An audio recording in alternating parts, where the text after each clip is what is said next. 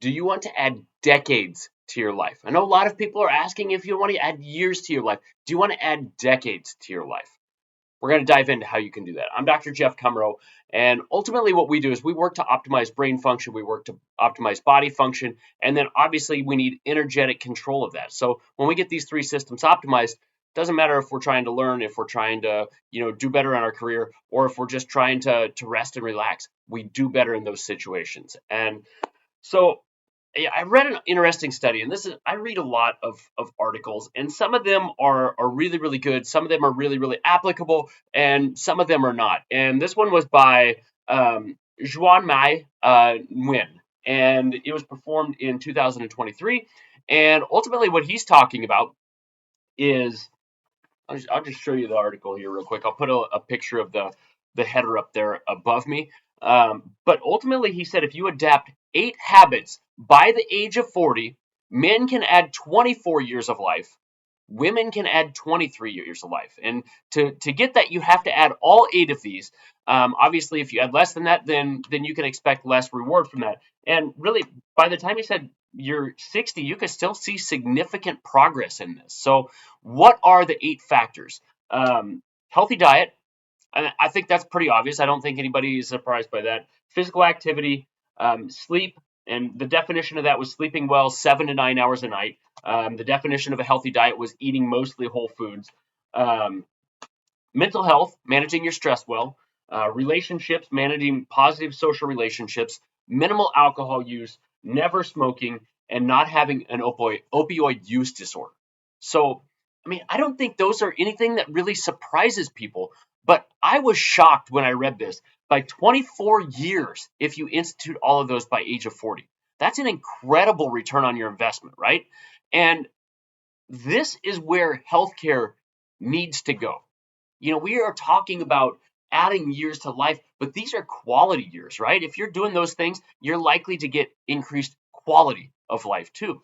And we're so focused on treating diseases, we're so focused on spending money on diagnosis and treatment of disease that A, it's going to bankrupt the US. We've got to come up with a better plan. And B, this here, I don't even remember what it was. I think he said over 80% of all diseases are preventable. And chiropractic plays a massive role in all of this. And I don't think a lot of people realize. I think a lot of people kind of pigeonhole chiropractic into back pain or neck pain or headaches or different things like that. And it's great for that.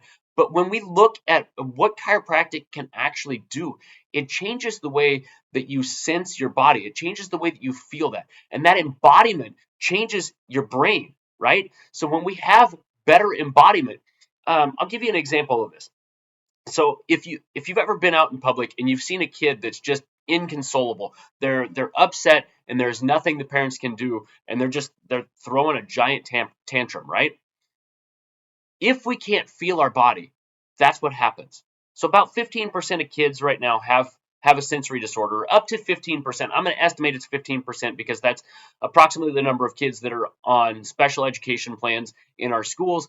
And all of that is closely associated with that feeling of embodiment. But that feeling of embodiment ultimately allows us to sense ourselves, and that ultimately decreases our stress response. And when we decrease the stress response, we see an improved outcome of this. When we get under that stress response, we see blood pressure go up, we see blood sugar go up, we see clotting factors go up, we see immune factors go up, we see stomach function go down, we see reproductive health go down, we see healing and repairing go down.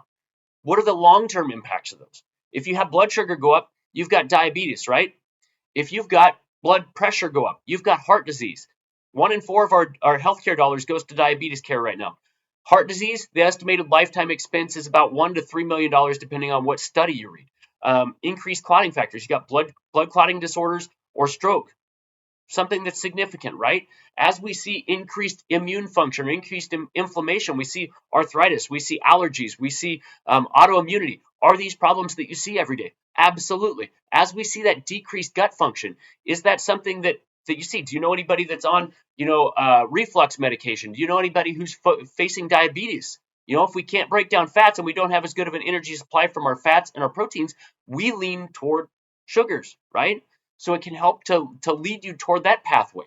Do you know anybody who's on hormone replacement right now or has low T or anything like that? It's rampant right now, right? There's so many people that need this. Do you know anybody who has decreased healing and repairing? And that's not just pain. When we see decreased healing and repairing over time, cancer is something that would fall under this.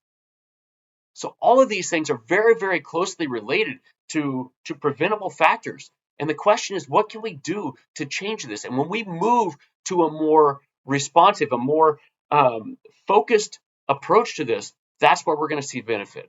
So I hope that this helps. I appreciate your time. Like as always, I know that's your most valuable resource. If you have questions, please let me know. But I will see you next week.